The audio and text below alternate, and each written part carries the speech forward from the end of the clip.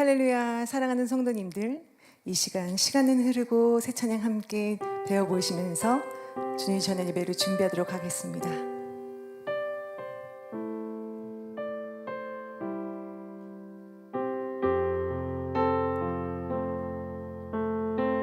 시간은 흐르고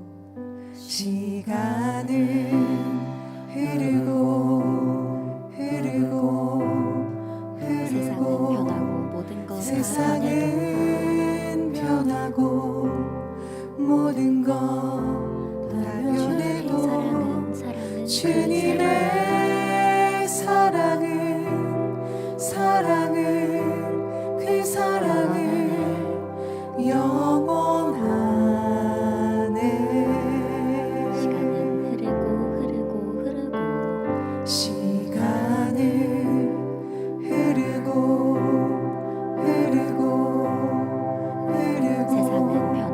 세상은 변하고 모든 것 다 변해도 주님의 사랑은 그 사랑은 영원하네. 시간은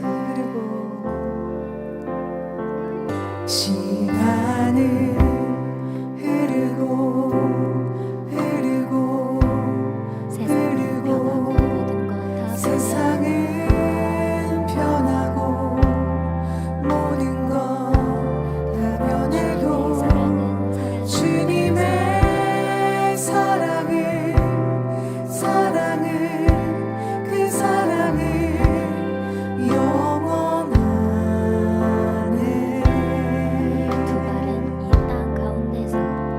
나의 두 발은 이 땅 가운데서 고난 몸을 이끌어 살아갈지라도 나의 영혼은 주님을 바라며 하늘의 평안을 누리네. 시간은 흐르고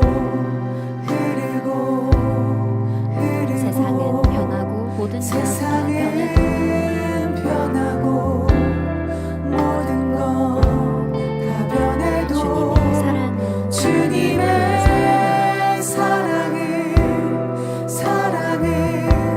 그 사랑은 영원하네.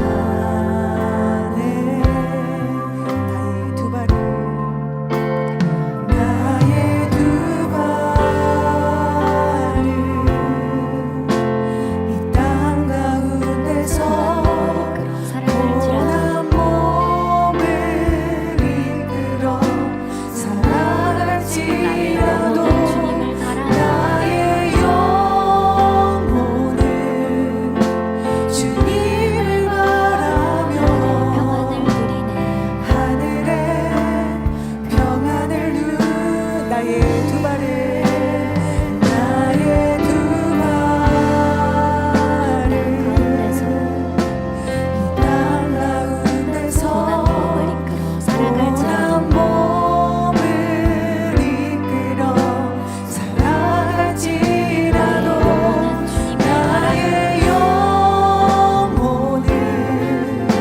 주님을 바라며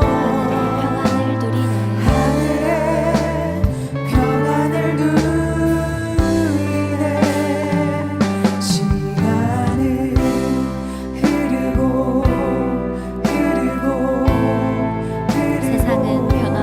세상은 변하고 모든 것 다 변해도 주님의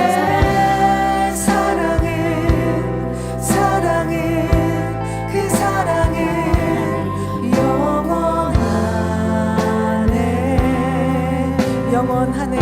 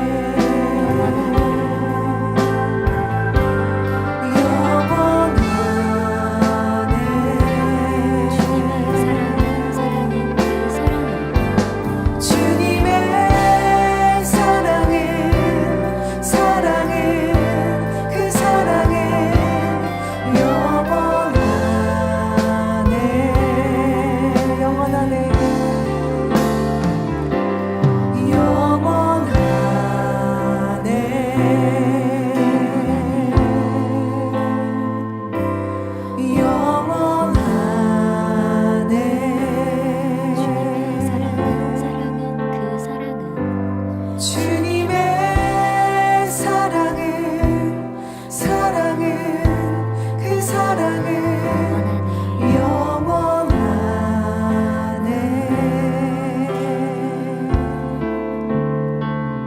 아멘. 영원하신 주님의 사랑에 감사드립니다.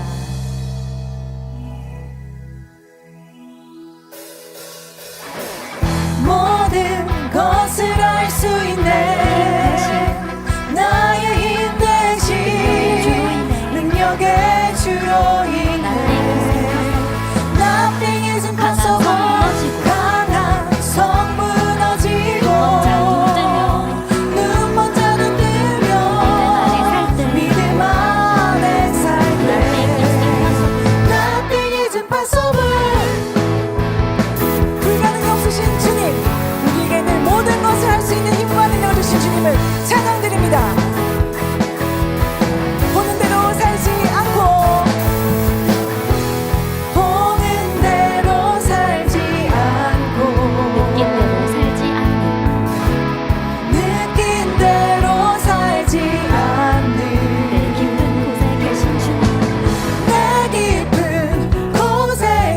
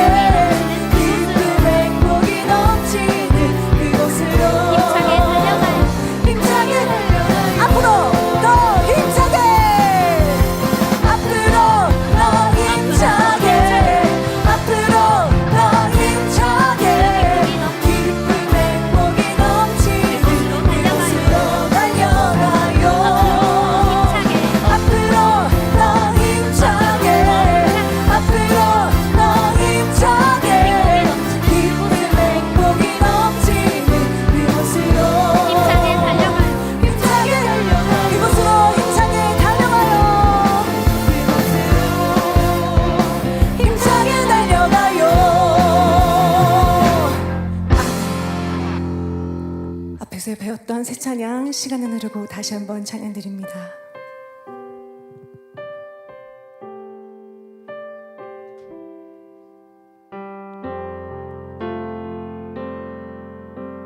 시간은 흐르고 시간은 흐르고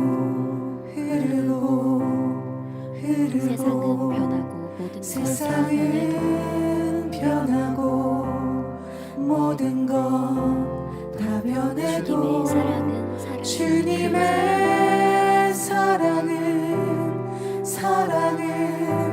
그 사랑은 영원하네. 시간은 흐르고 시간은 흐르고 세상은 변하고 모든 세상은 변하고 모든 것 다 변해도 주님의 사랑은 그 사랑은 영원하네. 나의 두 발을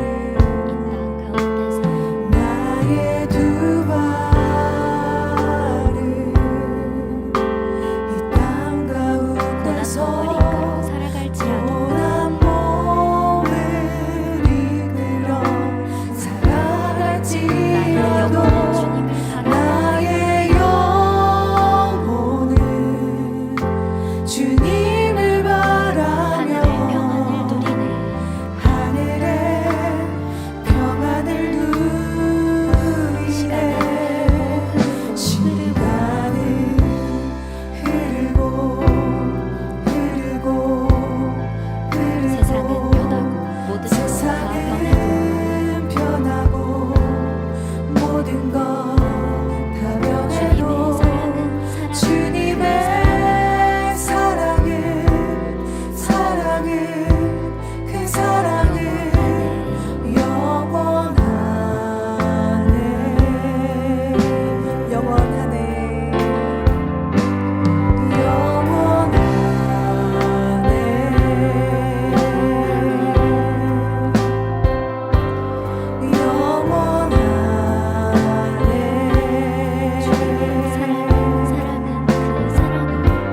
주님의 사랑은 그 사랑은 영원하네. 아멘. 영원하신 주님 사랑에 감사하는 마음으로 오늘 저녁 예배를 위해서 함께 기도하시겠습니다. 할렐루야. 사랑의 아버지 감사드립니다. 오늘 생명의 말씀으로 우리를 이끌어주시고 귀한 당제의 말씀을 통하여서 변화시켜주시고 은혜와 능력을 주신 아버지 감사드립니다. 오늘 저녁의 말씀을 통하여서 우리 모두가 변화로 또 수련도 잘 준비할 수 있는 귀한 시간을 나올 수 있도록 우리 모두를 붙들어 주시옵소서. 감사드리며 예수 그리스도 이름으로 기도하옵나이다. 아멘. 다 같이 묵도하심으로 주일 저녁 예배를 아버지 하나님께 드리시겠습니다.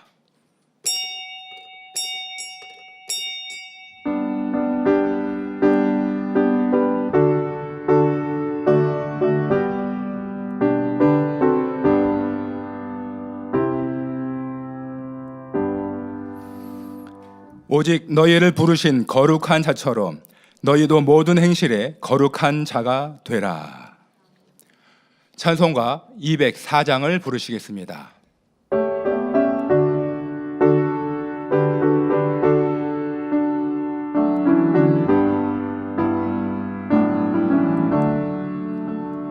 예수로 나의 구주 삼고 성령과 피로서 거듭나니 이 세상에서 내 영혼이 하늘의 영광 누리로다. 이것이 나의 간증이요 이것이 나의 찬송일세. 나 사는 동안 끊임없이 구주를 찬송하리로다. 온전히 주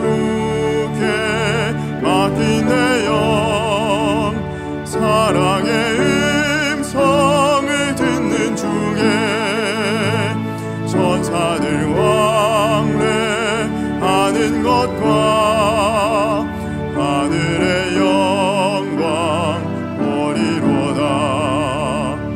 이것이 나의 간증이요 이것이 나의 찬송일세. 나 사는 동안 끊임없이 우주를 찬송하리로다.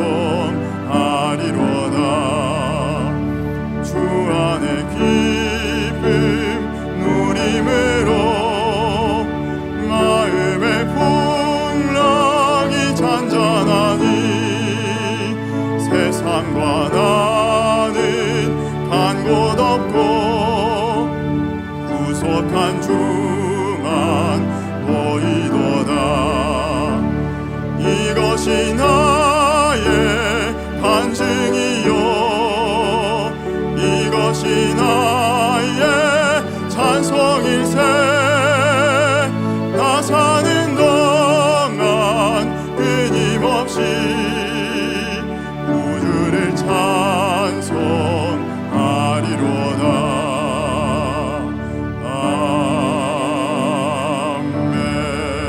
아멘. 합심으로 몇 가지 기도하시겠습니다. 사랑하는 당회장님을 위해서 기도하시겠습니다. 사랑의 아버지 하나님, 우리보다도 우리를 더 사랑하시는 사랑하는 당회장님께서 우리 만민의 모든 성도님들이 새 예루살렘을 향하여 더 힘차게 달려갈 수 있도록 말씀과 권능, 기도와 찬양으로 우리의 삶을 너무나 풍족하게 해주심에 너무나도 감사를 드립니다. 크고 놀라운 권능의 역사들로 하나님의 살아계심을 증거하여 주님의 귀하신 핏값을 찾아 수많은 영혼들을 구원과 생명으로 영생으로 인도해 가고 계십니다. 근본 만민 하게수련을 통하여 크고 놀라운 권능의 역사들을 통하여 수많은 영혼들이 치료받을 것이고 문제가 해결받을 것입니다. 남은 시간 우리도 더 잘 준비하여서 우리보다도 우리를 더 사랑하시는 당회장님의 큰 기쁨이 되어드릴 수 있는 우리 모두가 다 되어지도록 역사하여 주옵소서. 감사를 드리옵고 우리를 구원하신 예수 그리스도의 이름으로 기도하옵나이다. 아멘. 새 성전 건축을 위해서 기도하시겠습니다. 사랑의 하나님 감사합니다. 아버지께서 기뻐하시는 새 성전 건축을 이루기 위하여 우리 사랑하는 만민의 성도님들 거룩하신 아버지를 닮아가는 또한 마음의 할례를 이루어감으로 마음의 성전을 아름답게 이루어갈 수 있도록 역사하여 주시오매 너무나도 감사를 드립니다.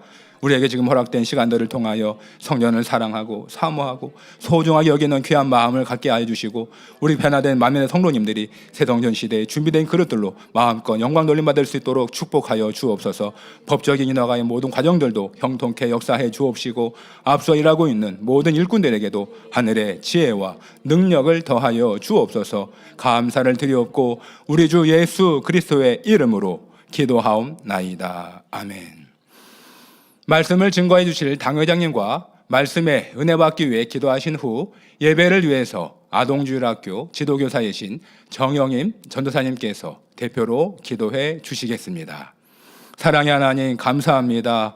귀하신 당회장님께서 또 고린도전서 강의 24번째 귀한 말씀을 선포하십니다. 준비된 말씀에 기름 부어주시고 말씀을 통하여 아버지의 마음과 뜻을 깨닫고 변화와 생명으로 나와질 수 있는 귀한 시간 되게 하여 주옵소서. 우리의 예배를 통하여 아버지 홀로 영광 받으옵소서. 우리 주 예수 그리스도의 이름으로 기도하옵나이다. 아멘. 할렐루야. 만복의 근원이 되시며 은혜로우시며 자비로우시며 사랑이 많으신 좋으신 아버지 하나님, 복되고 거룩한 안식일을 맞아 갓난 아이들과 같이 순전하고 신령한 젖을 사모하며 신령과 진정으로 예배드릴 수 있도록 은혜 베풀어 주심에 감사함을 드립니다. 죄인들을 구원하시기 위해서 하늘의 영광을 다 버리시고 낮고 낮은 인간의 모습으로 이 땅에 오셔서 화목제물 되어주신 주님의 크신 사랑에도 감사함을 드립니다. 내주하시는 성령님의 도우심으로 하늘 두루마리 삼고 바다를 먹물 삼아도 다 기록할 수 없는 하나님의 참 사랑을 깨달으며 우리의 믿음을 단련하시며 온전케 하시며 굳게 하시며 더욱 강하게 하심을 감사함을 드립니다. 이 귀한 제단을 친히 세우시고 주님 다시 오시는 그날까지 하나님의 뜻과 섭리를 사랑과 공의 가운데 이뤄가시며 세계 선교와 영혼 구원의 사역을 풍성하게 이뤄가시는 한이없는 아버지의 사랑에도 감사함을 드립니다. 사랑하는 당의 삶을 세워주시고 우리가 하나님 중심, 진리 중심, 성경 말씀 중심의 삶을 살게 하시며 신령한 것을 사모하며 장성한 믿음의 분량에 이르도록 진한 감동과 사랑으로 이끌어 주시며 매 순간 만민과 늘 함께 하시는 하나님의 손길을 느끼며 시공간을 초월하는 놀라운 권능으로 보장해 주심에 감사함을 드립니다. 우리 사랑하는 성도님들 항상 주의 일에 더욱 힘쓰며 은혜의 때에 기도를 항상 힘쓰며 범사에 껴거 있음으로 인하여서 수련회 주실 축복의 그릇을 잘 준비할 수 있게 도와주시기를 원합니다.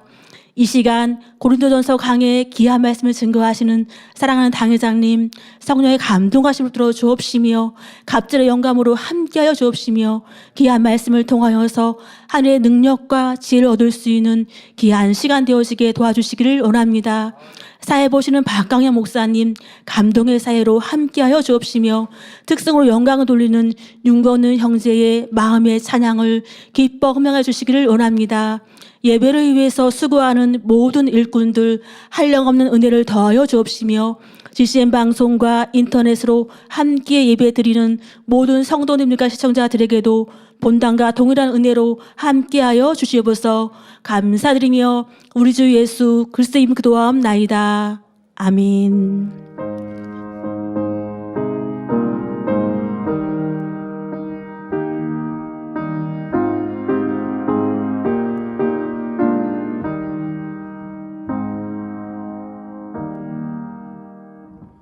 은혜 받으실 말씀은 고린도전서 4장 21절부터 5장 5절까지 말씀입니다. 너희가 무엇을 원하느냐? 내가 매를 가지고 너희에게 나아가랴. 사랑과 온유한 마음으로 나아가랴. 너희 중에 심지어 음행이 있다 함을 들으니 이런 음행은 이방인 중에라도 없는 것이라. 누가 그 아비의 아내를 취하였다 하는도다. 그리하고도 너희가 오히려 교만하여져서 어찌하여 통한이 여기지 아니하고 그 일 행한 자를 너희 중에서 물리치지 아니하였느냐? 내가 실로 몸으로는 떠나 있으나 영으로는 함께 있어 거기 있는 것 같이 이 일 행한 자를 이미 판단하였노라. 주 예수의 이름으로 너희가 내 영과 함께 모여서 우리 주 예수의 능력으로 이런 자를 사단에게 내어 주었으니 이는 육신을 멸하고 영은 주 예수의 날에 구원을 얻게 하려 함이라. 특송이 있습니다. 오늘은 윤권능 형제가 특송으로 영광 돌립니다.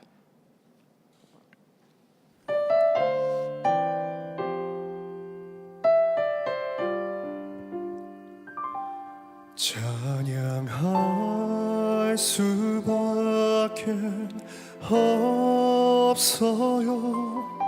찬양할 수밖에 없어요. 감사의 고백 내 맘에 흐르는 눈물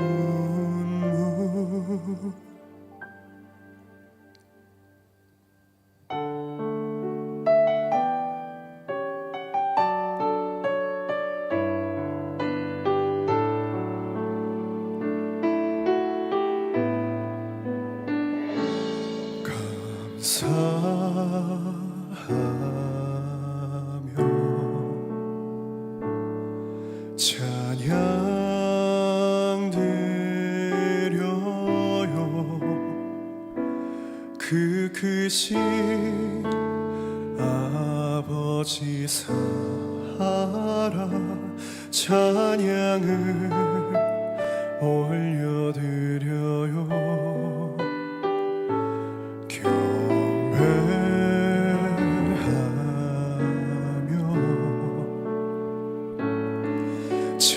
찬양 드려요.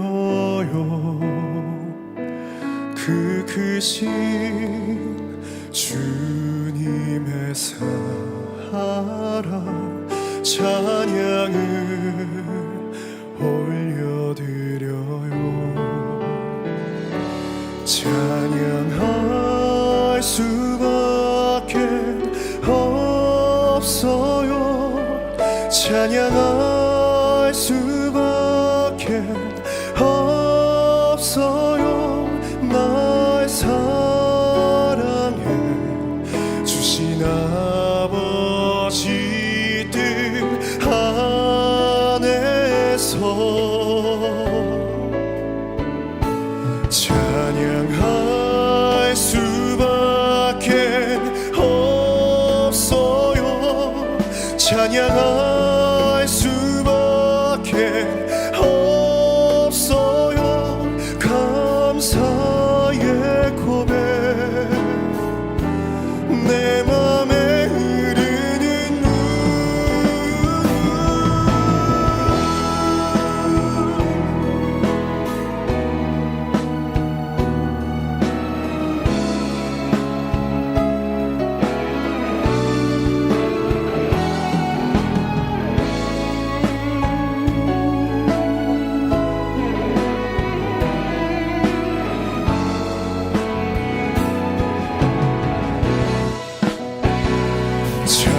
찬양할 수밖에 없어요. 찬양할 수밖에 없어요. 날 사랑해 주신 아버지 뜻 안에서 찬양할 수밖에 없어요. 찬양할 수밖에 없어요. 감사의 고백 내 맘에 흐르는 눈물 내 모든 것 주께 드려요. 나의 사랑 나의 마음을 나의 사랑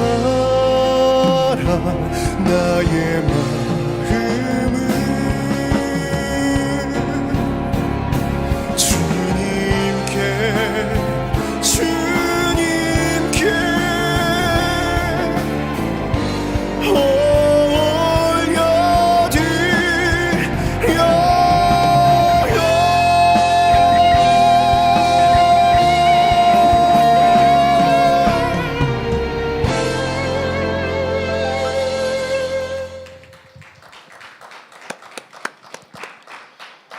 사랑하는 당회장님께서 고린도전서 강해 24번째 음행에 대한 경고 제하의 말씀을 증거해 주시겠습니다. 특성으로 영광 돌려주신 윤권능 형제님 감사합니다. 사랑하는 성도 여러분, 지난 시간 고린도전서 4장 18절부터 20절에서 바울 사도는 고린도 교회 교인들의 행함 없이 말만 앞선 모습에 대해 책망하였습니다. 그러면서 하나님 나라는 말에 있지 않고 능력에 있음을 강조하였지요. 능력에도 차이가 있는데 먼저는 하나님의 말씀대로 지켜 행하는 능력이 있어야 합니다. 그렇게 진리를 쫓는 성도들이 불같은 기도를 통해 말씀의 권세와 기사와 표적을 나타내는 권능을 받으면 하나님의 나라를 확장하는 귀한 일꾼이 될 수 있다 설명했지요. 그런데 고린도 교회는 이런 하나님의 능력은 없으면서 서로 옳다 그르다 판단하며 진리를 쫓지 않으니 이는 큰 교만입니다. 우리도 항상 이런 교만을 경계하며 겸손히 진리로 자신을 돌아보아야 합니다. 나는 말씀을 지켜 행하지 않으면서 말씀을 지켜하지 않으면 사단이 내 생각을 주관하거든요. 그럼 뭐가 마음에 안 드는 것도 참 많고요. 나는 상대를 위한다라고 하지만 육신의 생각으로 판단 정죄하는 게 대부분입니다. 그런데 진리를 행하면 이제 위로부터 난 지혜에서도 설명합니다마는 그렇게 하나님이 말씀하신 죄에 저촉되지 않으면 그러면 믿어줄 수 있고 바라봐 줄 수 있습니다. 좀 부족하더라도 믿어주고 바라봐 주는데 부족한 게 없는데도 자기의 생각에 맞춰서 판단 정죄하는 일들이 얼마나 많습니까? 이는 왜 그럴까요? 말씀도 지켜 행하는 능력조차도 받지 못하니 사단이 내 생각을 주관하고 있는 거예요. 여러분 성령 충만하면요. 이것도 좋고 저것도 좋고 이것도 행복하고 저것도 행복하고 뭐 누가 특성을 했는데 특성이 막 멋져도 행복하지만 좀 부족해도 그래도 행복하고 내 마음에서 천국이 있고 없고 하는 것입니다. 그런데 여러분들 안에 더더욱 이 생각을 사단에게 내어주는 일이 없어야 하는데 경계하지 않으면 더더욱 말씀 가운데 거하지 않으면 사단은 나를 찾고 사로잡으려 하고 있다는 것을 알아야 합니다. 그러니 성결되기를 힘쓰며 이제는 능력받아 하나님께 쓰임받는 귀한 일꾼들이 되기를 기도해야 하겠습니다.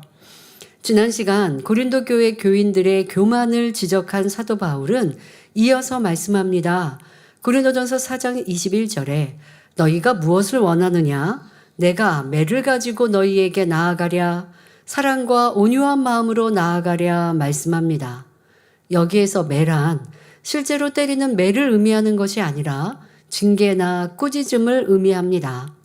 사도 바울에게는 고린도 교회의 교인들을 징계하여 그들의 직위를 낮출 수도 있고 파면하거나 교회에서 내보낼 수 있는 권한이 있었습니다. 그것은 사도 바울이 고린도 교회를 세우고 복음으로 그들을 낳았기 때문이지요. 비록 사도 바울이 지금은 다른 곳에서 사역한다 해도 고린도 교회 성도들과 사도 바울은 영적으로 아비와 자녀의 관계이기 때문에 책망하거나 징계할 수 있는 것입니다. 이러한 징계와 책망의 목적은 상대를 주 안에서 바른 길로 인도하는 것이기 때문에 그 본질은 사랑입니다. 그러니 복음으로 낳은 성도라면 오히려 감사할 것이요. 무슨 권한으로 이렇게 책망하고 징계합니까? 라고 항의하거나 원망하지는 않을 것입니다. 사랑하는 성도 여러분, 그러면 여러분은 사랑과 온유의 하나님을 만나기 원하십니까? 아니면 책망과 징계의 하나님을 만나기를 원하십니까? 지금 사도 바울의 말 이렇게 표현이 하나님께서 우리에게 내가 너희에게 매를 들고 가랴, 사랑을 가지고 권면을 가지고 가랴 이렇게 물으신다면 여러분들은 죄가 많으면서도 악을 행하면서도 말씀대로 살지 않으면서도 아버지 하나님 제가 잘못한 거 아니까 저 책망하지 마시고요. 그리고 저 응답 축복 주세요. 그거는 더 야단 맞아야죠. 진리의 말씀 공유하고는 전혀 어긋나니까요. 만약에 아버지 하나님께서 우리에게 축복을 약속하시고 내가 어느 때 너희에게 임하여 축복해 주리라 라고 하신다 봅시다. 그러면 여러분들은 내가 축복받을 그릇 준비해야 하지 않겠습니까? 그런데 하나님이 축복 주시겠다라고 오셨는데 그러면 책망받을 사람들은 어떻게 할까요? 하나님 그러면 책망받을 사람에게도 축복 주신다는 말일까요? 아니요. 내가 축복을 갖고 너에게 가리라 아무리 하셔도 내가 너에게 축복 주리라 하셔도요. 그 안에는 받을 그릇 준비한 사람에게만 임하는 말씀이에요. 책망받을 사람, 죄악을 지적받을 사람은 그 말씀하고는 상관이 없는 거예요. 그런데 죄 가운데 거하면서 하나님이 축복 주신다고 하니까 나도 한번 이번 주는 잘해보고 이번 주는 좀 이렇게 좀 잘 살아서 하나님의 축복 받을까? 하나님은 그렇게 속지 않으십니다. 그러니 이런 말씀 속에 나는 하나님께서 나를 만나주시면 내 앞에 오시면 무엇라 하실까? 아니 꼭 내 앞에 계시지 않아도 하늘에 계셔도 우리에게 응답은 축복도 또 책망도 권면도 다 가능한 분이십니다. 자, 내가 너희에게 어찌 갈까? 내가 너에게 매를 가지고 갈까? 물으시거나 아니면 여러분들은 사랑의 온유의 하나님을 만나기를 원하십니까? 우리 하나님께서는 교만한 사람을 싫어하시므로 사랑하는 자녀들이 교만으로 빠질 때 징계를 통해서라도 겸손한 사람이 되도록 인도하십니다. 그러므로 항상 겸손하여 징계의 하나님이 아닌 사랑과 온유의 하나님을 만나는 성도님들이 되시기 바랍니다. 이렇게 하나님과의 우리 관계를 말씀드리니까 저도 그런 생각을 할 때가 있습니다. 어떤 이제 성도들 일꾼들 중에 이거 해주시고요, 뭐 이거 해주시고요, 막 이렇게 요청하거나 아니면 어떤 교회 일에 대해서 좀 불평하듯이 얘기를 할 때가 있어요. 그런데 말씀대로 살고 충성하는 분들이 이제 그런 경우는 없지만 혹여 그런 분들이 조심히 무언가를 요청한다면 흔쾌히 들어주고 싶은 마음이죠. 그런데 뭘 말을 해요. 제가요 드릴 말씀이 있는데요 하는데 그분의 신앙이 바르지 않으면 이게 좀 아차하죠. 무슨 말씀하실까 하고 아차하죠. 그런데 들어보니까 정말 육신의 생각으로 자기 판단으로 이것도 불편하고 저것도 불편하고 이건 이렇게 해주시면 좋겠고 얘기해요. 그러면 그 요청을 들어줄 수 없죠. 그 말 그대로 개인적인 얘기니까 들어줄 수는 없어요. 그런데 사실 마음에서는요 이제 들어줄 수 없는 이유를 설명을 하죠. 그런데 어떤 경우는요 진짜 권면을 해야 되는데 내가 해야 되는 말은 그분한테 실질적으로 도움이 되고 해야 되는 말은 지금 이것에 대해서 이거는 들어주기 어렵습니다. 아니면 또 그중에 어떻게 하든 좀 들어줘야 그래야 또 충만이 갈까.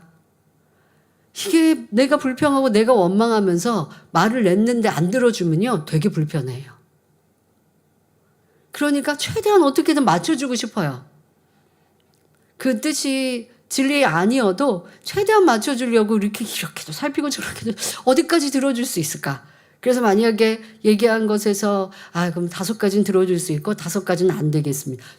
뭐 이런 5가지라도 좀 합당한 말을 하면 좋지만 대부분은 10가지가 다 개인적인 의견, 공통분모가 없고 또 거기에다가 하나님 기뻐하지 않으시는 것들이 많죠. 그러면 참 마음 아픕니다. 근데 설명은 해야겠죠. 왜 안 되는지 설명합니다. 그런데 그 설명하면서는 마음이 겉면에서 빨리 깨트려주고 육신의 생각을 깨트리고 빨리 진리 가운데 살면 이렇게 생각과 마음이 다르지 않고 한 마음으로 갈 텐데 이런 겉면도 해주고 싶지만 사실 그럴 수가 없어요. 또 그것 때문에 힘들어하거나 서운해할까 봐. 서운해하는 일들이 너무 많죠. 내 말 안 들어줬다고 서운해하니까 겉면 못해요. 단지 하는 말은 들어줄 수 없을 때는 조심히 설명은 하죠. 이렇게 저렇게 오해하지 않도록. 그런데도 서운해한다면 참 어쩔 수 없죠. 그런데 정말 정작 해줘야 될 말은 해줄 수가 없는 거예요. 야단을 치겠습니까? 지적을 하겠습니까? 아버지 하나님도 그러세요. 그러니 응답 주세요라고 기도하기에 앞서 먼저 해야 할 것은 회개부터 해야 하는 것이죠. 철저히 회개하고 돌이켜야 그래 하나님 저 긍휼히 봐주세요. 이제 잘할게요 라고 하는 말도 성립되지. 내가 죄악 가운데 살고 하나님 응답해 주세요. 축복해 주세요. 그럼 하나님 뭐라고 하실까요? 응답 못 줘 하시는 것뿐만이 아니라 너 죄부터 회개해라. 너 지금 행실부터 고쳐라.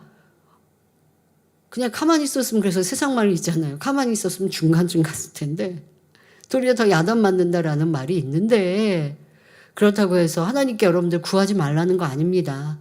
먼저 회개부터 철저히 하고 아버지 하나님 제가 아직 온전하지 않으나 회개하고 돌이킵니다. 힘주시고 능력 주시고 변화되게 해주시고요. 또 힘써 변화되기 위해 노력하겠습니다. 그리고 제게 이런 것들도 치료와 응답 받아서 더 전도하는 입술 될 수 있도록 도와주세요. 어떻게 하든 아버지 앞에 좀 사랑스럽게 보이기 위해서 행해야죠. 그런데 이런 진리하고 전혀 상관없이 내가 하나님께 담대히 구할 수도 없고 하나님 아버지 부를 수도 없으면서 왜 응답 안 주세요? 축복 안 주세요? 하고 있으면 도리어 더 매를 맞고 야단을 맞을 수밖에 없음을 알아야 합니다. 지금까지 고린도전서 1장부터 4장은 사도 바울이 고린도 교회 안에 분쟁과 미성숙한 신앙을 책망하는 내용이었습니다. 이제부터 살펴볼 고린도전서 5장에서는 교회 안에 일어난 도덕적 타락과 이에 대한 성도들의 무감각한 반응을 다루고 있습니다. 캄캄한 밤, 작은 불빛 하나가 방 전체를 환하게 밝히듯 교회 안에서 성도 한 사람 한 사람의 영적 상태는 매우 중요합니다. 그러므로 오늘 말씀을 통해 하나님께서 우리에게 기대하시는 거룩함과 성도 간의 진실한 사랑이 무엇인지 깨달아 더욱 빛의 자녀다운 삶으로 변화되시기를 주님의 이름으로 기원합니다. 본문 고린도전서 5장 1절에 너희 중에 심지어 음행이 있다함을 들으니 이런 음행은 이방인 중에라도 없는 것이라 누가 그 아비의 아내를 취하였다 하는도다 기록하고 있습니다. 사도 바울은 고린도 교회 안에 음행이 있다는 충격적인 소식을 전해 들었습니다. 음행이란 말 그대로 음란한 행실을 말합니다. 예를 들어 간음, 근친상간, 수간, 바로 짐승과 변태적인 성행위를 하는 것을 말하지요. 또 동성애 등 음탕하고 난잡한 갖가지 음란한 행위를 말합니다. 그러면 고린도 교회 안에 어떠한 음행이 있었기에 이런 음행은 이방인 중에서도 없다 한 것일까요? 바로 그들 가운데 어떤 사람이 자기 아비의 아내를 취한 일이 있었기 때문입니다. 여기서 아비의 아내란 계모, 의붓 어머니나 서모, 아버지의 첩을 말합니다. 자기를 낳아준 친어머니는 아니지만 엄연히 아버지의 아내 되는 사람을 취했으니 이는 하나님을 모르는 이방인들, 즉 불신자들도 수치스럽게 여길 음행이었던 것입니다. 그런데 구약 성경에도 이런 사건이 나와 있습니다. 야곱의 장남 르우벤이 서모 비라와 통간하였는데 이 일을 야곱이 듣게 되었습니다.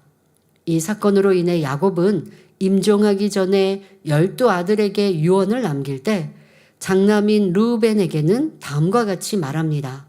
창세기 49장 3절 4절에 르우벤아 너는 내 장자요 나의 능력이요 나의 기력의 시작이라 위강이 초등하고 권능이 탁월하도다마는 물의 끓음 같았은즉 너는 탁월치 못하리니 내가 아비의 침상에 올라 더럽혔음이로다 했지요. 르우벤은 장자로서의 축복을 받아야 마땅하지만 정욕을 제어하지 못하고 아비의 침상을 더럽혔으므로 그 축복을 잃어버리게 된 것입니다. 그러니 여러분, 어떠한 죄를 짓고 당장 그에 대한 하나님의 처벌이나 징계가 임하지 아니하였어도 분명히 심판이 임하는 것입니다. 이러한 것을 여러분들이 깨우쳐서 항상 빛 가운데 진리 가운데 살아야죠. 이처럼 성경에도 아비의 아내와 간음한 내용이 기록되어 있고 이방 사회에서도 간혹 이런 일이 있었습니다. 하지만 이런 음행이 교회 안에 성도에게서 일어났다는 것은 너무나 충격적인 것이었습니다. 그래서 사도 바울은 이러한 죄는 결코 용납할 수 없다는 것을 강조하기 위해 이방인 중에라도 있을 수 없는 일이라며 질타했던 것입니다. 그런데 성도님들, 여러분들 요즘에는요, 진리는 죄라고 하지만 세상에서는 죄라 여기지 않는 것들도 참 많이 있죠.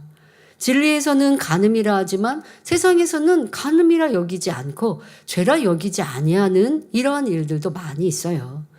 세상이 바뀌었으니까 하고 따라가서는 안 됩니다. 하나님이 진리가 죄라 하시면 그것은 죄요. 경계하고 하지 말아야 하는 것입니다. 오늘 지금 본문에서는 세상에서 이런 일도 없다. 그런데 세상에서 없어서 그런 표현을 하신 게 아니죠. 너무나 있을 수 없는 것이다. 강조하기 위해서 이렇게 말씀하신 거예요. 이방인들 안에는 이러한 일들도 혹간 있으나 그것도 굉장히 부끄럽고 있어서는 안 되는 일. 그런데 교회 성도 안에 이런 일이 있었다라고 지금 크게 책망하고 계신 것이고요. 그러나 세상이 비일비재한 죄라 한들 우리는 죄악 가운데 물들어서는 안 됩니다. 그거는 성경이 진리가 안 된다 하시면 안 되는 거구나 하고 마음에 명심하며 빛 가운데 진리 가운데 살아야 하겠습니다. 성도 여러분, 그런데 만약 이런 일이 성도 중에 발생한다면 어떻게 해야 할까요? 지금 고린도 교회 안에는 그런 성도가 있었는데 그것을 잘 대처하지 않았기 때문에 이에 대하여 사도 바울은 마음 아파하고 책망하고 있습니다. 자, 좀 같은 일이 아니어도 지금의 이 본문의 사례가 아니어도 비슷한 이런 큰 죄, 사망에 이르는 육체의 일, 이와 같은 죄가 성도 안에 있었다 한다면 우리는 어떻게 해야 할까요? 하나님을 사랑하고 믿음이 있는 사람이라면 그런 성도를 보고 알게 됐을 때 마음을 찢으며 심히 애통해야 할 것입니다.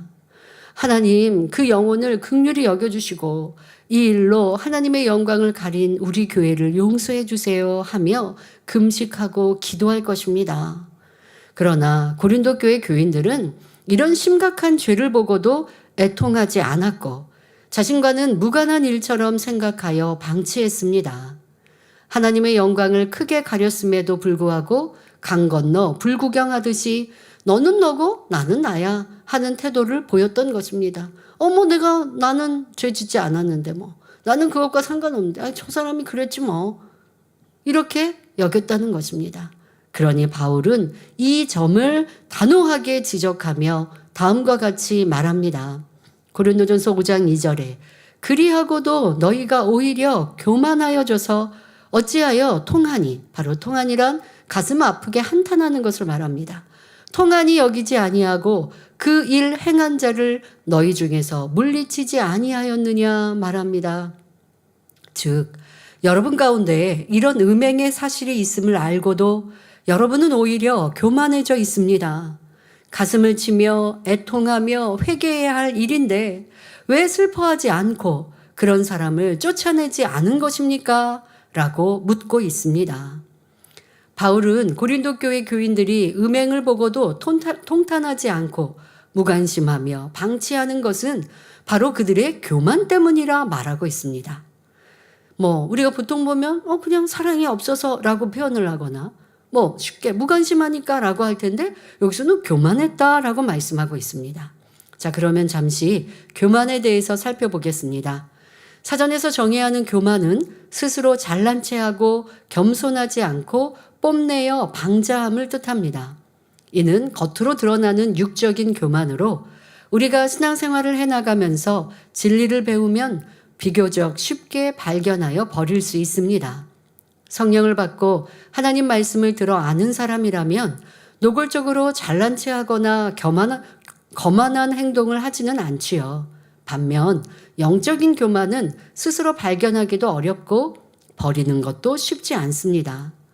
그러면 영적인 교만이란 무엇일까요? 신앙생활을 오래 하면 하나님 말씀을 많이 알게 되고 직분과 사명을 받아 위치가 높아지기도 합니다. 그러다 보면 자신이 아는 말씀을 마치 자신의 마음에 이룬 것처럼 착각합니다. 그래서 상대를 지적하고 판단 정죄하면서도 그것을 영적 분별이라 생각하기도 하지요. 그래서 우리가 고린도전서 4장 19절 20절에 말씀드린 것처럼 내가 말씀을 지켜 행하는 능력도 없고 하나님의 보장하시는 능력도 받지 않았음을 굉장히 크게 야단을 치셨죠. 자, 나에게는 행함은 없어요. 그런데도 고린도 교회 안에 얼마나 시시비비가 많았습니까? 바로 나는 그렇지 않은가. 말씀을 지켜 행하지 않으니 영적 분별의 능력도 성령의 음성도 받지 못해요.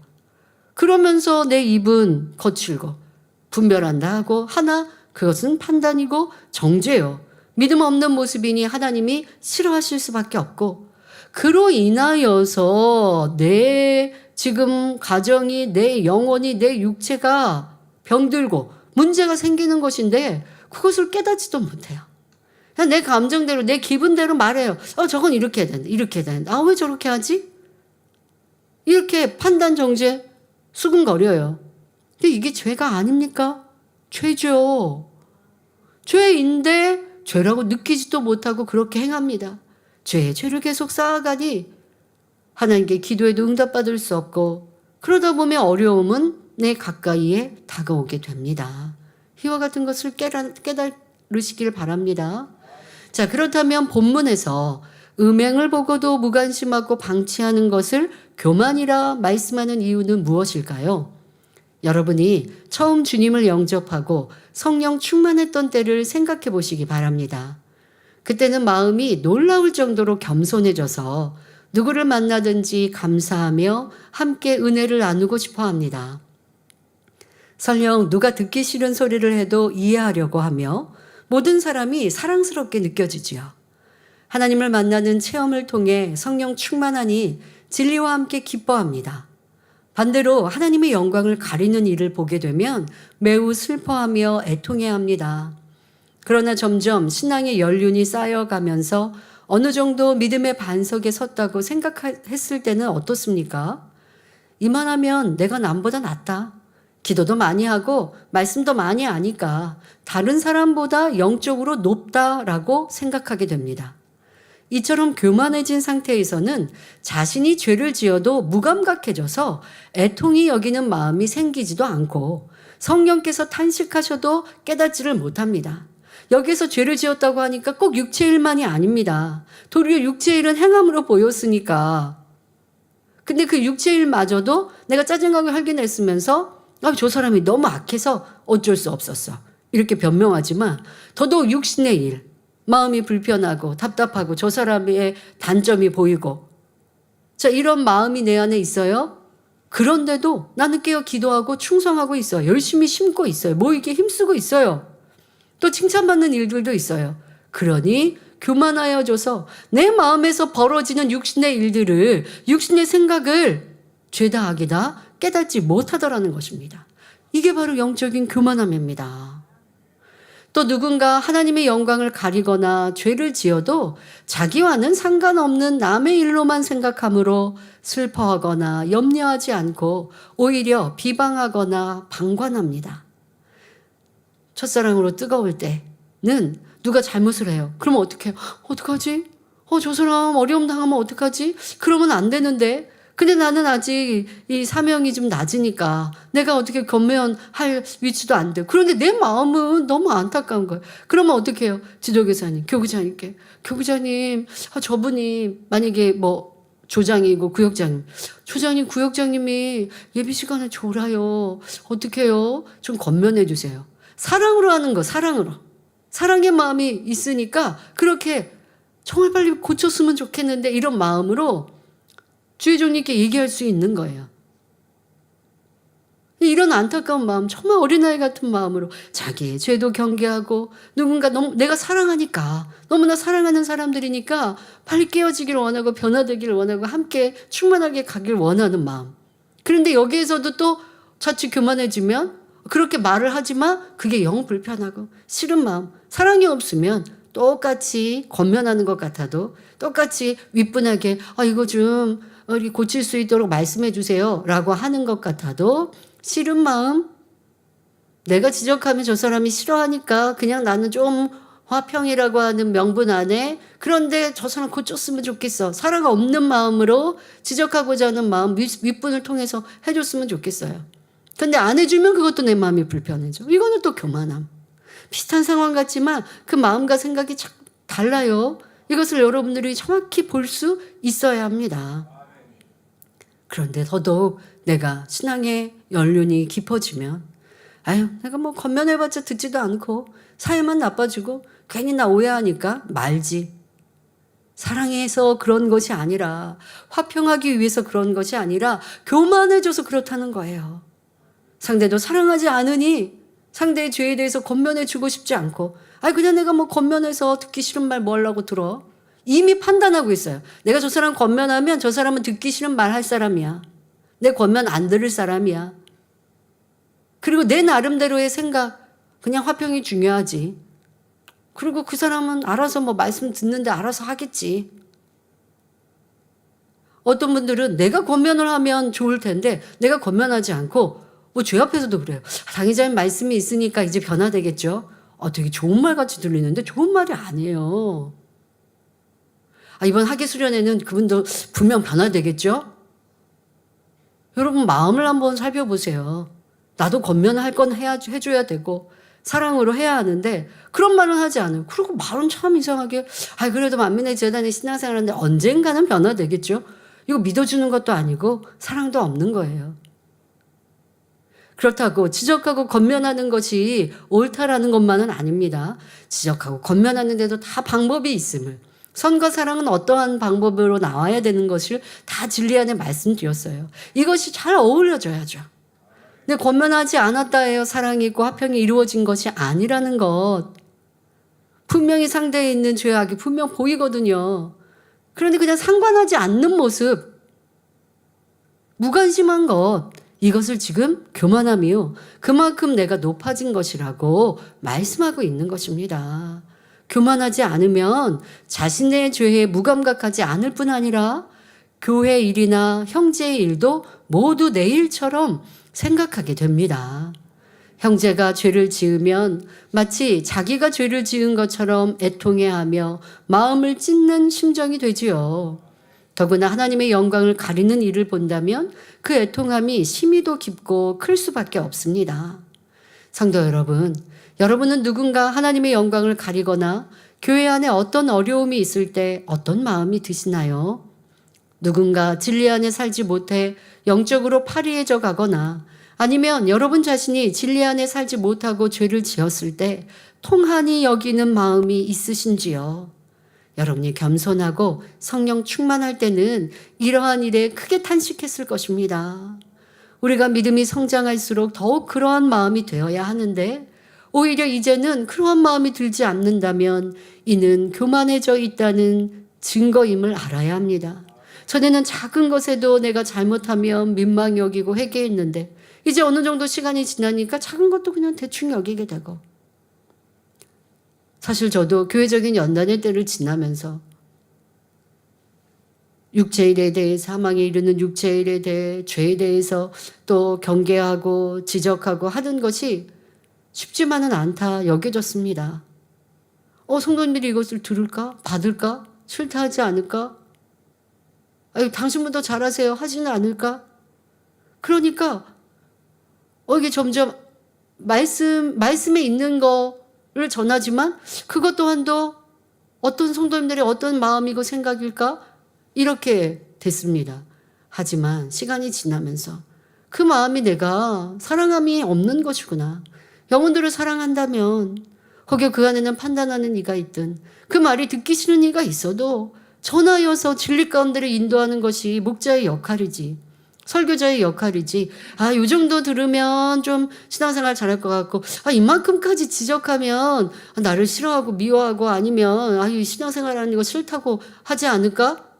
하나님 말씀으로 내가 내 마음대로 잣대를 두면 안 되죠.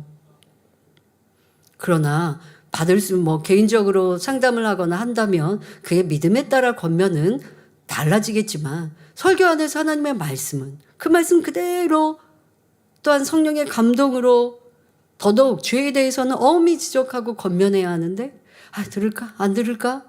지금은 이런 말씀 전하면 싫어하겠지? 그렇다면 이것이 바로 육신의 생각이요. 성령의 역사를 받을 수 없죠. 그래서 저도 지나간 시간 속에 이런 모습들을 영혼 사랑한다면 내 가족이라면 어찌하겠는가. 싫어도 얘기해야 할 것이고 고치게 해야 하지 않는가. 그런데 영혼들에 대한 사랑이 부족하니 그래야지. 그러면서 원로 목사님이 우리 양떼를 얼마나 사랑하셨는지 듣기 싫다고 해도 도리어 악을 바라더라도 어찌하든 진리로 이끄시기 위해 그 힘든 말씀, 죄 지적하는 거 쉽지 않거든요. 그 힘든 말씀, 힘든 길을 가셨구나 다시 한번 느끼면서 저도 그러한 권면도 지적도 죄에 대한 정확히 하나님의 뜻과 마음을 전하기 위해서 생각하고 기도했던 적도 있습니다. 사랑이 없으면 하나님의 마음과 뜻을 알지 못하면 우리 서로 형제 안에도 이렇게 전달하고 가르치기가 쉽지 않지요. 그러나 꼭 해야 합니다. 내 죄에 대해서도 경계해야 되고 형제 자매의 또 우리 일꾼들이라 하면 교회 안에서 모든 것이 하나님의 뜻 가운데 진행되고 있는가. 그렇다고 여러분들이 무슨 감독처럼 살피라는 것이 아니라 이것은 진리가 아닌 거 아닌가? 라고 한다면 또 권면하고 또 물어보고 이렇게 해야 하는 것이 필요하죠. 어떤 분은 그런 얘기 하더라고요. 교회 안에 이렇게 하는 일들을 궁금한데 그렇죠. 그랬어요. 좀 물으라고. 여러분 여기에서는 이 단에서는 제가 전체에 대해서 말합니다. 우리 전성도 또 전국 전 세계 성도님들에게 필요한 것들은 말하죠. 그러나 또 전체가 필요하지 않는 일들은 다 말할 수 없어요. 그러면 다 말하지 못하고 어떤 이 부서나 이런 분들에게 해당한다. 그럼 필요한 거는 전합니다. 그런데 본인이 더 궁금해요. 그럼 어떻게 해야 될까요? 그쪽에서 물어와야죠. 그쪽에서 물어오면 되겠죠. 여기서는 이 본부에서는 전하고 해야 할 일이 많아요. 그래서 만약에 뭐가 좀 놓쳐졌다? 그럼 물어오면 돼요. 근데 묻지 않고 보통 뭐라고 해요? 소통이 안 된대. 그래서 제가 물어봤어요. 물어봤는데 답을 안 해주시던가요? 그랬더니 안 물어봤대요. 묻지 않고 소통이 안 된다고 하는 건 말이 안 돼요. 근데 묻지 않고 보통 어떻게 합니까? 판단해요. 물어보면 아무것도 아닌데.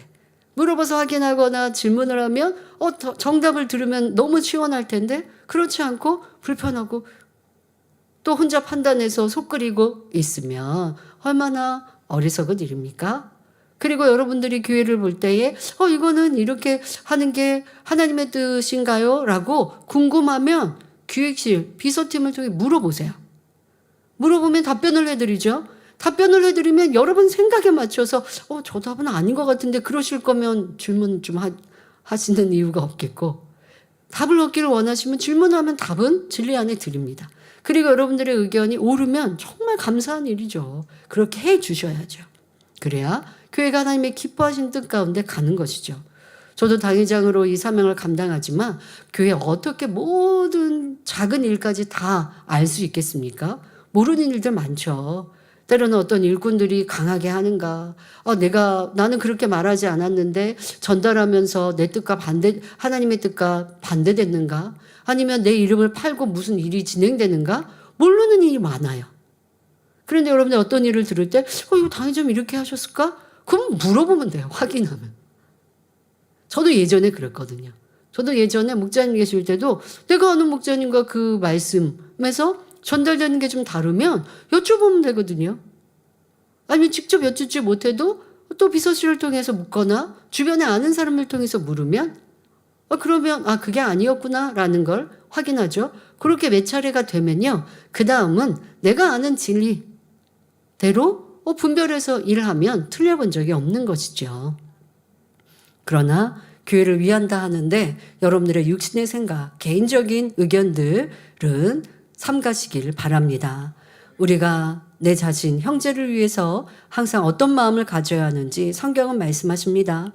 마태복음 5장 4절에 애통하는 자는 복이 있나니 저희가 위로를 받을 것이며 말씀했습니다. 자, 이 애통을 여러 가지로 나누어 말씀드렸습니다.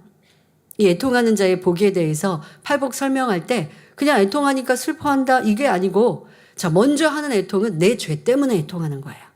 내 죄악이 있을 때 눈물 콧물을 흘리며 통회자복 회개하는 것이에요. 그리고 믿음의 형제 자매들이 빛 가운데 진리 가운데 살지 않을 때 애통하는 것입니다. 하나님의 나라를 위해 애통하는 것이요. 더 나아가 정말 크게 애통하는 사람이면 죽어가는 영혼들을 위해서도 애통할 수 있는, 이게 단계가 있는 것입니다. 자, 우리에게 그러하라 말씀하십니다. 우리는 진리 안에서 애통하는 마음을 가져야 합니다. 그런데 고린도 교회 교인들은 교만해지니 교회 안에 하나님의 영광을 가리는 일이 있어도 통탄하지 않았고 어떤 조치도 취하지 않았습니다. 내가 죄를 지어 어떻게 되든 나만 진리 안에 살면 그만이지, 이런 마음이었던 것입니다. 우리가 진정 하나님의 사랑받는 자녀라면 교회 안에서나 가정, 사업터, 일터 어디에서나 결코 하나님의 영광을 가리는 일을 해서는 안 됩니다. 누군가가 하나님의 영광을 가르는 일을 보기만 해도 우리는 마땅히 애통하며 기도해 주어야 하는데, 하물며 우리가 직접 하나님의 영광을 가린다면 어떻게 하나님 앞에 설 수 있겠습니까? 만일 우리 주변에서 하나님의 영광을 가리는 일이 일어났다면 다시는 그런 일이 없도록 바로잡아야 하며 그를 대신하여 하나님 앞에 애통하며 회개해야 합니다. 성경을 보면 이스라엘이 죄에 빠졌을 때 하나님의 사람들은 백성의 죄를 자기 죄처럼 짊어지고 하나님 앞에 가슴을 찢으며 눈물로 회개했습니다. 모세는 이스라엘 백성들이 금송아지를 만들어 하나님을 진노케 하자 출애굽기 32장 32절에 그러나 합의하시면 이제 그들의 죄를 사하시옵소서. 그렇지 않사오면 원컨대 주의 기록하신 책에서 내 이름을 지워버려 주옵소서 하며 백성을 위해 자기 생명을 내어놓는 심정으로 중보 기도를 올렸습니다. 예레미야는 나라가 망해가는 상황 속에서 눈물로 회개를 촉구했고, 에스라는 포로 귀환 이후 백성이 다시 죄에 빠지자 옷을 찢고 하나님 앞에 무릎 꿇어 깊이 통회했습니다. 느헤미야도 예루살렘의 성벽이 무너졌다는 소식을 듣고 금식하며 자신과 백성의 죄를 함께 고백했지요. 다니엘은 바벨론 포로 생활 중에 자기 세대의 죄뿐 아니라 조상 때부터 누적되어 온 이스라엘의 죄악까지 하나님 앞에 아뢰며 민족을 위해 간절히 기도했습니다. 이처럼 하나님의 사람들은 하나님의 영광이 가려졌을 때 마치 자기의 죄처럼 여기며 백성들을 대신해 눈물로 회개하고 중보했습니다. 우리도 교회나 가정 어디에서든 하나님의 영광이 가려지는 일이 있다면 그것을 누군가의 문제로 돌리지 말고 마음을 찢으며 대신 회개하고 중보기도 할 수 있어야 하겠습니다. 이어지는 본문 고린도전서 5장 3절에 내가 실로 몸으로는 떠나 있으나 영으로는 함께 있어서 거기 있는 것 같이 이 일 행한 자를 이미 판단하였노라 말씀합니다. 사도 바울은 비록 몸은 고린도 교회와 떨어져 있었지만 그의 마음은 항상 그곳에 함께 있어 성도들의 신앙과 가정, 모든 형편을 살폈습니다. 어떻게 그런 일이 가능할까요? 그러니 하나님의 나라는 영의 마음으로 이루는 것이에요. 몸은 떨어져 있어도 내 마음이 여러분 마음에 천국도 들어간다 했잖아요. 내 마음이 천국이면 아무리 환경과 조건이 슬퍼도 행복하고 기쁠 수 있어요. 내가 이곳에 있어도 저 멀리 있는 양떼 성도 일꾼을 위하여 간절히 기도한다. 그리고 하나하나 사랑으로 기도한다. 아버지 응답하시죠. 그리고 필요에 따라 성령의 감동으로 어떤 문제가 있을 때 깨우치게 해주시고 그래서 권면하면 능력이 되고 변화가 되는 것입니다. 자, 여러분들이 유학 보낸 자녀, 군대 보낸 자녀를 두고 있는 부모님이라면 몸은 멀리 떨어져 있지만 기도 안 하시겠습니까? 또 사랑으로 그 형편을 살피려 하지 않으시겠습니까? 몸은 떨어져 있어도 사랑하면 이렇게 살필 수 있습니다. 더더욱 영적인 사랑은 넉넉히 할 수 있습니다. 자, 이렇게 사도 바울은 몸은 떨어져 있으나 영으로 함께하였기에 그들의 교회와 양떼를 살폈습니다. 그러니 그곳에서 일어난 음행 사건을 직접 본 것은 아니지만 그에 대하여 이미 영으로 판단했지요. 즉 음행한 사람의 마음 상태가 도저히 용납할 수 없으며 하나님에게서 버림받은 악하고 강팍한 마음이라는 사실을 판단한 것입니다. 교회 안에 이런 음행이 있었음을 보고를 받았습니다. 보고를 받고 또 확인했습니다. 확인을 하고 이것이 사실이구나 알았습니다. 그렇게 보고를 한 번 받았을 때도 확인할 때도 계속 기도하고 있는 사도 바울의 심정이었겠지만 자, 확인하는 중에는 무엇도 판단하지 않죠. 다 확인을 육적으로는 다 확인을 했습니다. 그리고 아버지 앞에 기도합니다. 그 영혼을 위해. 그를 권면하면 회개하고 돌이킬 심령일까? 아니면 그를 어떻게 하는 것이 가장 그 영혼에게 좋을까? 더 나아가 교회에 유익이 될까? 이와 같은 것들을 하나님께 아뢰어 기도하죠. 그러면 성령께서 답을 주십니다. 그 안에서 이렇게 음행을 행한 이 이는 그 마음이 강팍하여 권면한다 하여 회개할 것도 아니고 그에 따른 다른 조치가 있어야 함을 주관받는 것이죠. 이를 판단하였다라고 설명한 것입니다. 따라서 사도 바울은 앞서 2절에서 하나님께서 진노하시기 전에 교회 성도 안에 이런 일이 있었기 때문에 그것을 치료하지 않은 교회에 해가 올 수 있어요. 그러니 하나님께서 교회에 진노하시기 전에 이 일을 어떻게 처리해야 할지 그 방법을 알려주는 것입니다. 즉 너희가 어찌하여 통한이 여기지 아니하고 그 일 행한 자를 너희 중에서 물리치지 아니하였느냐라는 책망 속에는 곧 그가 회개하고 돌이킬 수 없는 마음이므로 교회에서 쫓아내야 한다는 의미가 담겨 있지요. 성도 여러분, 혹여 성경에는 판단하지 말라 하셨는데 왜 사도 바울은 판단하는 것일까라고 생각되십니까? 물론 우리는 함부로 판단해서는 안 됩니다. 하지만 판단할 수 있는 자격을 가진 사람도 있습니다. 마태복음 7장 5절을 보면 외식하는 자여 먼저 내 눈 속에서 들보를 빼어라. 그 후에야 밝히 보고 형제의 눈 속에서 티를 빼리라 말씀하셨습니다. 자기 눈에 있는 들보를 빼버린 사람, 즉 악은 모든 모양이라도 벗어버리고 진리 안에 온전히 살아가는 사람은 형제의 티를 바로 볼 수 있다는 말씀입니다. 이처럼 진리 안에 온전함을 이룬 신령한 사람에게는 상대를 판단할 수 있는 자격이 있는데 바로 사도 바울이 그런 사람이었던 것입니다. 그러니 이 말씀을 오해하여 사도 바울이 판단했으니 나도 판단해도 되겠지 라고 생각해서는 안 됩니다. 고린도전서 2장 15절에 신령한 자는 모든 것을 판단하나 자기는 아무에게도 판단을 받지 아니하느니라 말씀했으니 상대를 판단하기 전에 우선 자신을 돌아보아 온전히 악을 벗어버리고 진정 말씀 안에 살아가는 신령한 사람인지 점검해야 합니다. 마음이 깨끗하고 겸손한 사람, 사랑이 많으며 죄에 대해 애통할 줄 알며 교만하지 않은 사람, 하나님을 지극히 사랑하는 영의 사람, 즉 신령한 사람이라야 상대를 판단할 수 있는 자격이 있다는 사실을 명심해야 하겠습니다.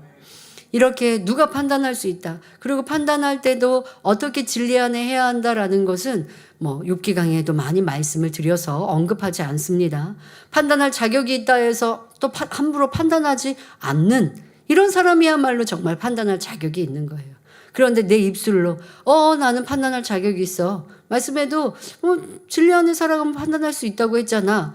라고 내가 인용할 정도. 그 말은 뭐예요? 주변의 사람들이 볼 때 덕스럽지 못한 것이죠. 인정받을 만한 모습이 아니죠. 그러니까 내가 꼭 이렇게 말을 하면서 판단을 한다면 다시 점검하고 돌아보시기 바랍니다. 이어지는 본문을 보면 고린도전서 5장 4절 5절에 주 예수의 이름으로 너희가 내 영과 함께 모여서 우리 주 예수의 능력으로 이런 자를 사단에게 내어주었으니 이는 육신은 멸하고 영은 주 예수의 날에 구원 얻게 하려 함이라 말씀합니다. 사도 바울은 영적으로 깊은 단계에 들어와 있었으므로 그가 성경을 기록할 당시 위로부터 무한한 영감이 주어졌습니다. 따라서 본문 말씀에도 깊은 영적인 뜻이 함축되어 있음을 알아야 합니다. 이건 교회에 편지 쓴 건데요. 그 편지를 쓰더라도 그냥 개인적인 감정과 생각으로 쓴 게 아니에요. 성령의 감동함 속에 하고 있습니다. 그래서 전 시간에도 말했지만 내가 너희에게 가고 싶으나 지금 가지 않는다. 항상 성령의 역사를 받고 있어. 이 편지 안에서도 그거는 그냥 한 교회에 보낸 편지 아닌가요가 아니라 성령의 감동으로 썼기에 우리 가운데 다 교훈이 되는 것이요 하나님의 말씀입니다. 성경을 보면 난해한 말씀들이 곳곳에 기록되어 있는데 지금에 읽어드린 이 말씀도 하나님께서 성령의 감동으로 풀어주시지 않으면 그 뜻을 알 수 없습니다. 하나님께서는 원로 목사님의 무수한 금식과 기도를 받으시고 이러한 난해 구절들을 풀어주셨습니다. 그러면 본문 4절 5절에는 어떤 영적인 뜻이 담겨 있을까요? 먼저 주 예수의 이름으로 너희가 내 영과 함께 모여서 라고 한 것은 하나님의 일을 처리할 때 주 예수의 이름으로 모여 진리 안에서 결정하는 것을 의미합니다. 여러분 꼭 그래 하셔야겠죠? 어떠한 선교회, 연합회, 또 교회에서는 이렇게 원로회도 있고 또 당회도 있습니다. 때로는 장로, 또 집사, 권사 이러한 직분자에 대해서도 그것을 정지시키는 이러한 권한이 있습니다. 당회에서도. 자, 그러면 당회 모임에 그런 권한이 있으니까 조금 불평한 장로님이 있거나 권사님이 있다고 그 직분을 거두겠습니까? 결코 그래서는 안 되죠. 진리 안에서. 그러니까 진리 안에서는 기본적으로 교회에도 법이 있습니다. 그 법을 보되 법이 있다고 해서 그 법대로만이 아니라 그 안에는 사랑이 있어야 하고 선이 있어야 하고 살리는 마음이 있어야 하죠. 그 안에서 결정하는 것, 이것이 바로 너희와 내가 영으로 하나 되었다 하시는 것입니다. 또한 주 예수의 능력으로 사단에게 내어주었다 했으니 이 또한 인간적인 감정으로나 생각으로 결정한 것이 아님을 나타내지요. 아무리 자기의 생각이 좋아 보여도 하나님 말씀에 위배되면 옳지 않음을 알아야 합니다. 사람의 지식이나 경험, 인간적인 감정으로 결정해도 안 되며 오직 진리인 하나님 말씀 안에서 결정하는 것만이 옳은 것입니다. 따라서 주 예수의 이름으로 너희가 내 영과 함께 모여서 우리 주 예수의 능력으로 이런 자를 사단에게 내어주었다라는 것은 사도 바울과 고린도 교회 교인들이 주 예수 안에서 한마음 한뜻이 되어 바로 진리 안에서 한마음 한뜻으로 음행한 그 사람을 교회에서 내쫓았다는 의미입니다. 성도 여러분, 하나님께서는 원수도 사랑하라 명하셨는데 여기서는 왜 음행한 사람을 교회에서 축출한 것일까요? 아비의 아내와 음행한 것은 이방인에게도 있을 수 없는 일이고 더구나 교회 안에서는 도저히 용납할 수 없는 죄이기 때문입니다. 하나님 말씀을 알지 못할 때는 몰라서 그랬다라고 변명할 수 있어도 말씀을 아는 사람이 이러한 죄를 범했다면 결코 용서받을 수 없지요. 그리고 이런 사람이 교회 안에 있으면 다른 성도들에게도 좋지 않은 영향을 끼칩니다. 아, 저런 죄도 용서가 되는구나 생각하고 같은 죄를 지을 수도 있기 때문입니다. 사도 바울은 고린도 교회에 이런 음행이 있다는 소문을 들었을 때 이미 그 소문이 정확하다는 것을 확인하고 판단하였습니다. 신명기 19장 15절에 사람이 죄를 범하면 반드시 2-3명의 증인을 세우라고 말씀하셨습니다. 증인들 중에는 거짓 증인도 있을 수 있기 때문에 한 사람 말만 듣고 송사할 수 없고 반드시 2-3사람의 증인이 필요한 것입니다. 따라서 사도 바울도 어느 한 사람의 말만 들은 것이 아니라 여러 사람의 말을 통해 확인한 후에 판단하였습니다. 그러한 음행을 한 사람은 진리에 비추어 볼 때 도저히 용서할 수 없고 용서받을 수 없기 때문에 교회에서 내쫓으라고 자기의 뜻을 전한 것이죠. 지금 이것은 사도 바울이 그 뜻을 전한 것입니다. 근데 그 뜻을 전할 때 내가 성령의 감동을 받았으니까 아니면 주님이 이렇게 말씀하셨으니까 그렇게 안 하세요. 항상 성령의 밝은 음성을 받고 주관을 받는 사도 바울이지만 지금 이렇게 엄히 말씀하시는 그 안에서 내 뜻을 전하는 것처럼 그런데도 지금 비춰 설명하시죠? 우리가 주님 안에 이 안에서 깨달을 수 있어야 되는데 때로는 교회의 이 역사를 보면 내가 성령의 주관을 밝히 받는다. 내가 주님께서 이렇게 말씀하셨다. 라고 하는 경우들이 있어요. 그러면 성도들은 또 그 안에서 미혹되는 경우들이 있어요. 그러니 이 고린도전서 말씀만 들어도 사도 바울과 같은 분도 진리 안에 정확히 답을 하면서도 이것이 성령께서 나에게 이렇게 말씀하신 거다라고 인용하기보다 내 뜻이 이렇다라고 그런데 그것은 내가 진리 안에 주님 안에 한 것이다라고 돌려 설명하고 있지 않습니까? 더더욱 엄격히 무언가를 말할 때 윗사람을 인용하고 여러분들이 진리를 인용해서 믿음 적은 사람이 주님마저도 어렵게 생각하고 윗분도 어렵게 생각하게 만들면 이 또한 여러분들이 잘못하고 있는 것이죠. 고린도 교회에서는 성도들이 모여 이제 사도 바울의 뜻을 전달받은 이 고린도 교회에서는 성도들이 모여 회의를 통해 이것이 사도 바울의 뜻이라면 곧 하나님의 뜻일 것이다 하고 사도 바울의 마음과 하나 되어 주 예수의 이름으로 음행한 사람을 쫓아냈습니다. 사도 바울에게 그것이 하나님의 뜻이 맞아요? 아니면 성령께서 그렇게 말씀하셨나요? 주님의 음성을 들으셨나요? 한 것이 아니라 사도 바울의 편지로 이러한 의중을 전달할 때 사도 바울의 이것이 뜻인데 그 뜻은 하나님의 뜻과 같을 것이야 라고 믿었다는 것입니다. 자, 그런데 여기서 오해하지 말아야 할 것이 있습니다. 본문에 우리 주 예수의 능력으로 이런 자를 사단에게 내어주었으니 이는 육신은 멸하고 영은 주 예수의 날에 구원 얻게 하려 함이라 하는 이 말씀을 오해하여 마치 죄를 지어도 구원받을 수 있는 것처럼 생각해서는 안 됩니다. 그러니까 즉 사람이 그러니까 지금 음행한 사람을 쫓아내고 그러면 주님이 오실 때 그 육신이 구원을 받게 하려고 그렇게 쫓아내려고 하셨구나 이렇게 오해하시지 말라는 겁니다. 사람이 어떤 죄를 지어도 잠시 사단에게 내어줌으로써 결국은 그가 회개하고 돌이키게 해서 주님 오실 때 반드시 구원을 얻게 하신다라는 의미로 해석해서는 안 된다는 것입니다. 그런 의미가 아닙니다. 자, 이는 그렇게 생각한다면 한번 성령을 받으면 그 후에 어떤 삶을 살아도 반드시 구원받게 하신다라는 잘못된 구원관으로 이어질 수 있기 때문에 주의해야 합니다. 요한계시록 3장 5절에 이기는 자는 이와 같이 흰 옷을 입을 것이요 내가 그 이름을 생명책에서 반드시 흐리지 아니하고 말씀했습니다.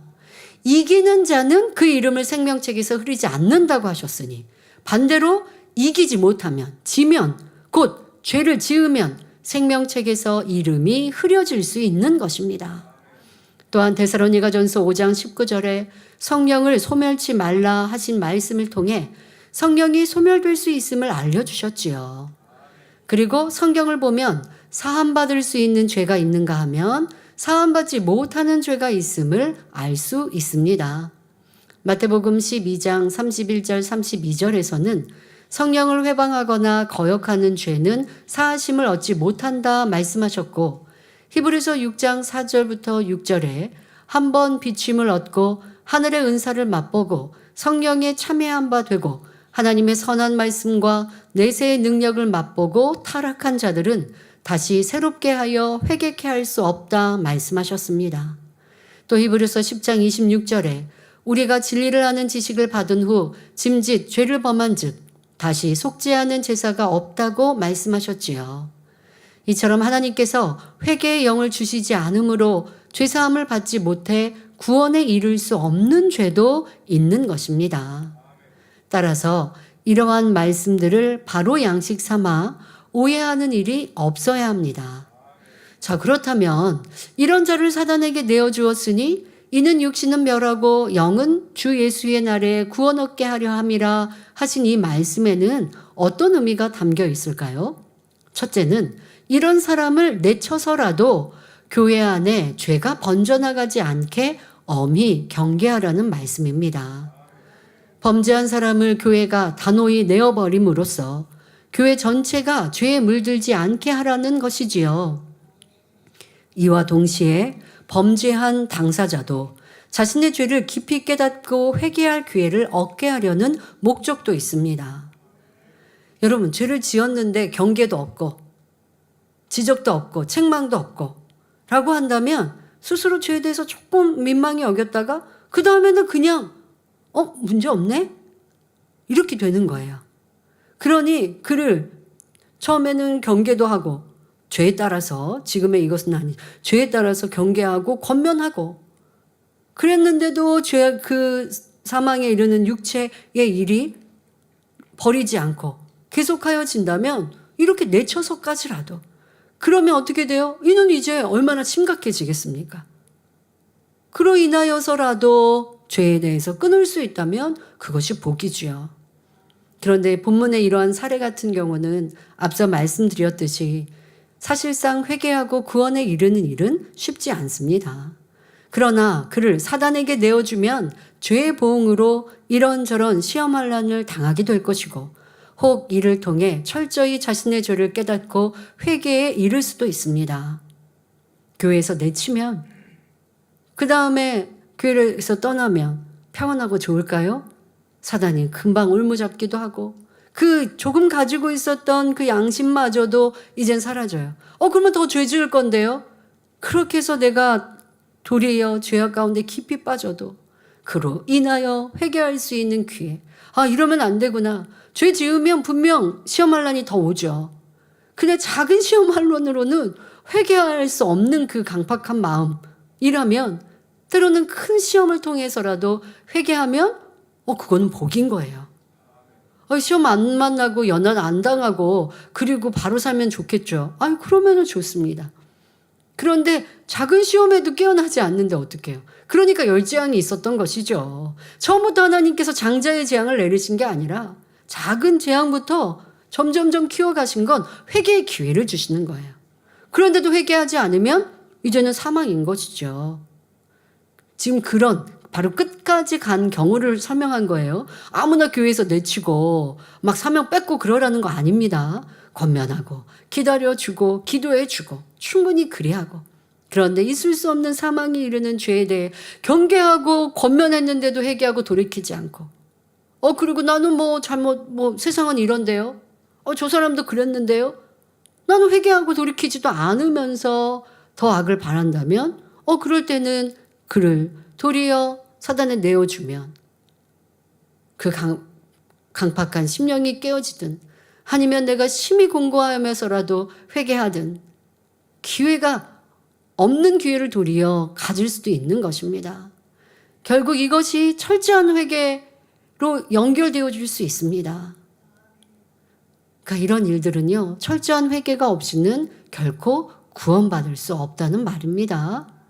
둘째로, 이러한 사건을 통해 하나님의 자녀들이 스스로 경각심을 갖고 육신을 멸함으로써 성결한 영의 사람이 되어 예수 그리스도의 날에 온전히 구원받게 하려 한다는 의미입니다. 여기서 말하는 육신은 원수마귀를 통해 들어온 죄성과 몸이 결합된 것을 말합니다. 그러므로 음행한 당사자뿐 아니라 고린도 교회 성도들과 또한 하나님을 믿는 우리 모든 사람이 이러한 죄의 속성 곧 육신을 벗어버리고 구원에 이르게 하기 위해 범죄한 그를 사단에게 내어준 것입니다. 만일 이런 사람을 교회 안에 그대로 두면 다른 사람들까지 그런 죄에 빠져 결국 구원받지 못할 수 있기 때문입니다. 성도 여러분, 어떤 사람이 죄를 범하여 교회에서 쫓기면 하나님께서도 그를 외면하심으로 인해 사단에게 사로잡히고 맙니다.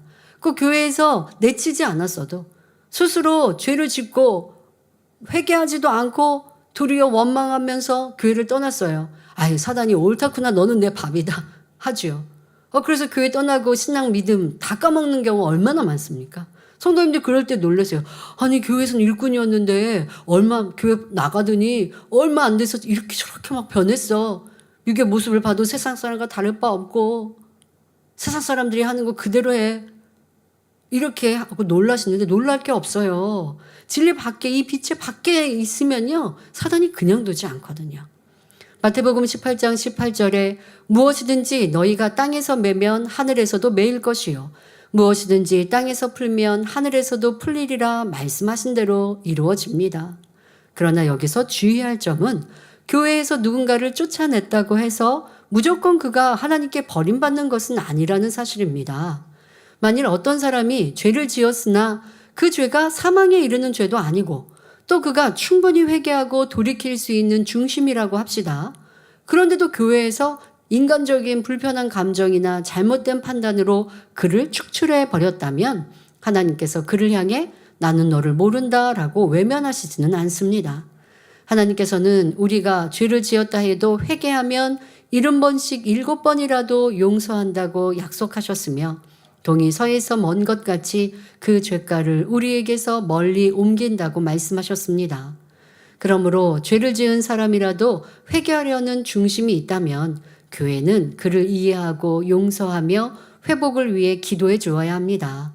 또한 우리는 어떤 사건이나 영혼들을 바라볼 때 인간적인 판단이 아니라 반드시 진리 안에서 하나님의 관점으로 바라보는 시선을 가질 수 있어야 하겠습니다. 결론을 말씀드립니다. 사랑하는 성도 여러분, 사도 바울은 고린도 교회 안에서 일어난 음행 사건 자체도 애통해 했지만 그보다 더 심각하게 여긴 것은 그러한 죄를 보고도 통탄하지 않았던 성도들의 교만한 마음이었습니다. 데살로니가전서 4장 3절에 하나님의 뜻은 이것이니 너희의 거룩함이라 곧 음란을 버리고 말씀한 대로 하나님께서는 우리의 몸과 마음이 거룩하기를 원하십니다. 또한 누가복음 17장 3절에 너희는 스스로 조심하라. 만일 내 형제가 죄를 범하거든 경계하고 회개하거든 용서하라 말씀한 대로 하나님께서는 죄 짓는 사람에 대해 방관하지 말고 사랑으로 권면하여 회개할 수 있도록 돕기를 원하십니다. 그리고 그가 회개하면 용서하고 그 죄를 다시 기억하지 않기를 원하시지요. 이러한 하나님의 뜻을 깨달아 자신을 진리 안에 거룩히 지킬 뿐 아니라 다른 사람의 죄에 대해서도 무감각해지지 않으며 서로를 사랑으로 권면하고 용서하는 아름다운 신앙인이 되시기를 주님의 이름으로 축원합니다. 말씀 삼가하시면서 함께 기도하겠습니다. 좋으신 아버지 하나님, 고린도전서 강해를 통하여 우리의 신앙과 우리의 모습을 더 깊이 살피게 하시고 아버지의 기뻐하시는 빛의 자녀여 선과 사랑의 사람으로 변화되게 하여 주옵소서. 주여, 교회 안에 아니 성도 안에 내 주변에 죄를 지은 자가 있다면 그냥 두고 있는 것이 아니라 나와 상관없다 여기는 것이 아니라 영적인 사랑으로 그들을 권면하여 변화시키는 능력 있는 우리 모두가 되게 하여 주옵소서. 빛 가운데 거하게 하옵소서. 감사드리며 우리 주 예수 그리스도 이름으로 기도하옵나이다. 아멘. 만민 찬양 61장 사랑하시는 제단을 부르시면서 준비하신 헌금을 드리시겠습니다.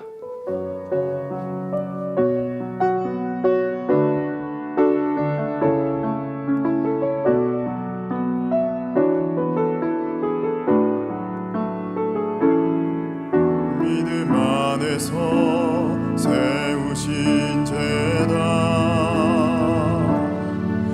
오직 순종으로 이루어온 제단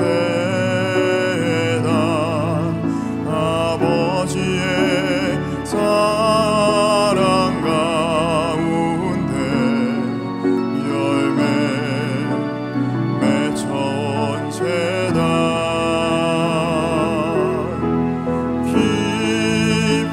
기뻐하시는 아버지의 제단 영광 받으시기 위한 제단 아버지 뜻을 펼치는 제단 감사의 열매 가득 맺히네 아버지 기뻐하심 따라 감사함으로 이루어온 제단 주님 주신 은혜 가운데 열매 맺혀온 제단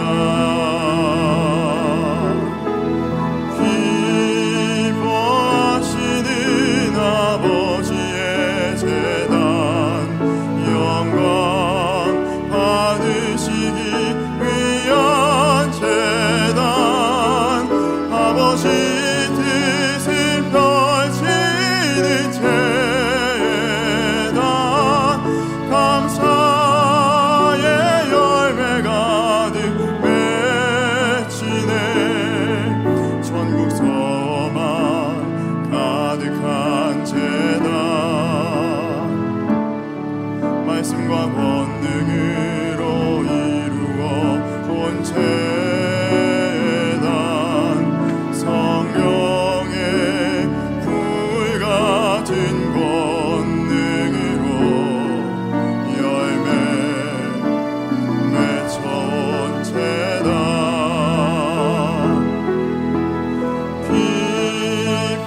기뻐하시는 아버지의 제단 영광 받으시기 위한 제단 아버지 뜻을 펼치는 제단 감사의 열매 가득 맺히네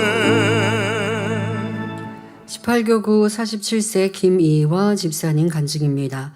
3년 전 전원주택 정원을 가꾸며 가위를 많이 사용한 이후부터 오른손 네 번째 손가락 손톱에 원인을 알 수 없는 이상 증상이 나타나기 시작했습니다.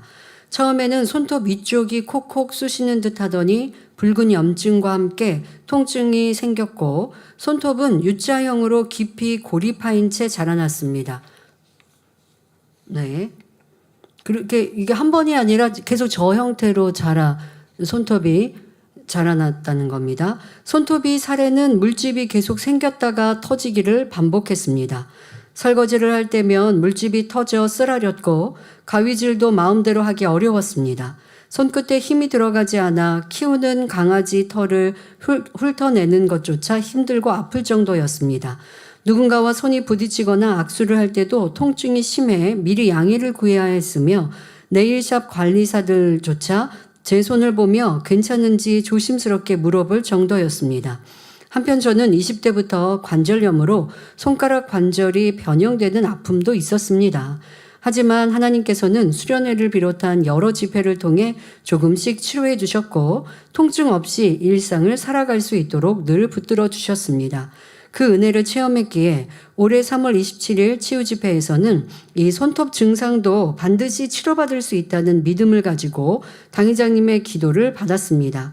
기도받는 순간 3월 치유집회, 기도받는 순간 몸에 불이 임하는 듯한 뜨거운 느낌과 함께 치료받았다는 확신이 마음에 가득했습니다.